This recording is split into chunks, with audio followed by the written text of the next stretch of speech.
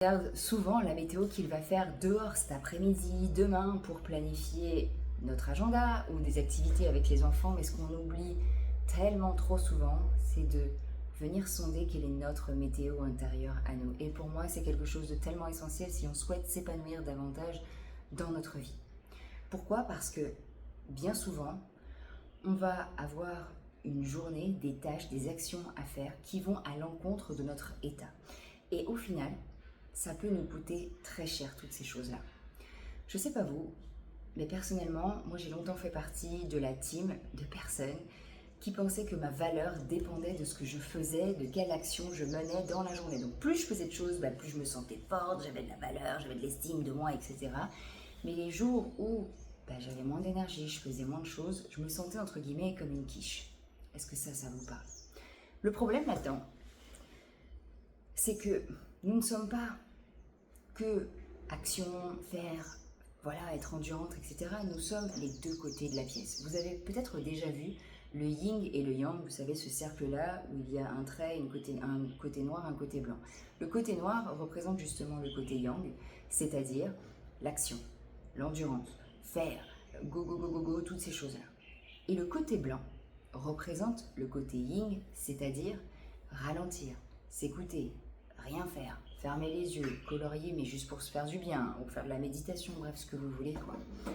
Et le yin et le yang existent uniquement parce qu'il y a les deux côtés de la pièce, et c'est la même chose pour nous. Oui, nous sommes des êtres humains, où on a juste besoin d'être, sans rien faire, j'ai assez de valeur, mais nous sommes aussi des fers humains. On ne peut pas être que dans le faire, et on ne peut pas que être dans l'être aussi, parce qu'au bout d'un moment, il y aurait un problème.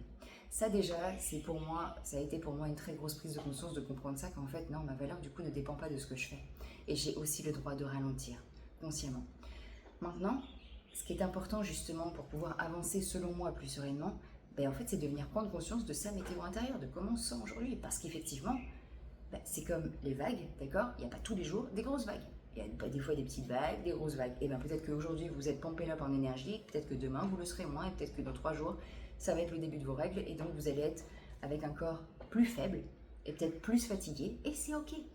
Mais plus vous prenez de la conscience sur, ok, quel est mon état actuel, et plus vous allez pouvoir adapter vos actions. Peut-être qu'aujourd'hui, vous aviez prévu une séance de sport bien hardcore, alors qu'en fait, c'est le premier jour de vos règles. Est-ce que c'est finalement intelligent, on s'entend, de faire cette séance de sport? Ou est-ce que ce serait pas mieux de peut-être la décaler à demain et de prendre la séance de demain qui est plus cool aujourd'hui? Est-ce que ça vous coûterait pas moins d'énergie? Mais surtout, ça vous permettrait aussi de peut-être moins vous blesser. Parce que quand on est fatigué, on se blesse beaucoup plus facilement. Je vous parle en connaissance de cause, ça m'est arrivé tellement de fois. Et maintenant, je le sais, j'écoute le plus souvent mon corps au maximum. En tout cas pour le sport, ça c'est sûr. Quand c'est le premier jour de mes règles, je ne fais jamais de séance hard parce que je sens bien que mon corps est complètement épuisé. C'est tellement pour moi important, ces choses-là. Vous savez, la dernière fois, je parlais avec quelqu'un qui me disait « Non mais moi en ce moment, j'arrive pas. En fait, je dois planifier des vacances, mais j'y arrive pas. » Et oui, mais attends, mais comment tu te sens aujourd'hui? En fait, j'ai une charge mentale de ouf. Ok. Est-ce que tu penses sincèrement qu'avec une charge mentale de ouf, là, tu peux venir programmer correctement des vacances? C'est impossible. Donc, traite ça. Et après, tu feras ça.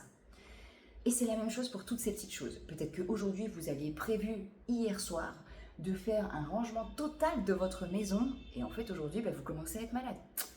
Est-ce que c'est si intelligent, bon, je ne trouve pas le mot exact, mais vous comprendrez, de quand même faire ce rangement de ouf, alors qu'en fait, votre corps est en train de vous dire « Non, problème technique. » Non, c'est pas grave. On peut faire une ou deux pièces et on reporte à demain ou à plus tard les autres choses. Je pense qu'on a tellement peur parfois de manquer.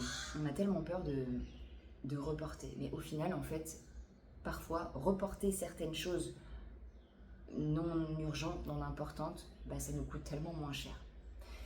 Voilà, c'est pour ça que je vous ai enregistré ce podcast-là, parce que parfois encore, il m'arrive de ne pas m'écouter. Alors moi, personnellement, c'est surtout en lien avec, je dirais, tout le professionnel. Mais je continue de travailler ça tous les jours, et tous les jours de me dire, ok, comment je me sens? Qu'est-ce que je ressens à l'intérieur de moi? Ça, ça m'aide à avancer.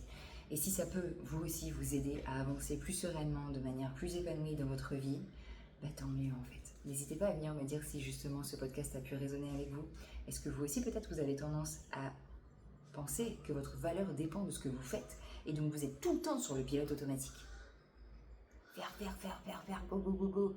Et vous vous écoutez jamais. En fait, vous êtes coupé de vous-même.